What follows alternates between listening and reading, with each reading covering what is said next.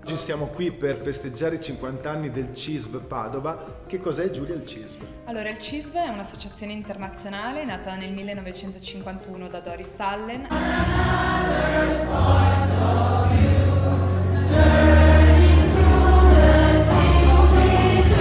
Il CISV organizza campi internazionali dove bambini provenienti da tutto il mondo vengono radunati in un campo e vengono fatte far loro delle attività educative alla pace che possono comprendere i diritti umani, la risoluzione dei conflitti in modo pacifico, lo sviluppo sostenibile, e in questi campi si cerca di crescere con dei valori e con degli ideali.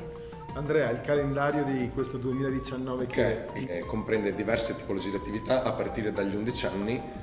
E essendo appunto attività internazionali, tutti i bambini hanno bisogno di un accompagnatore di cui noi siamo sempre alla ricerca, e deve essere un ragazzo giovane, motivato, con una buona conoscenza dell'inglese, e appunto avrà lo scopo di accompagnare questi ragazzi in queste esperienze internazionali della durata di 2-4 settimane, in cui si vive a stretto contatto con diverse culture del mondo.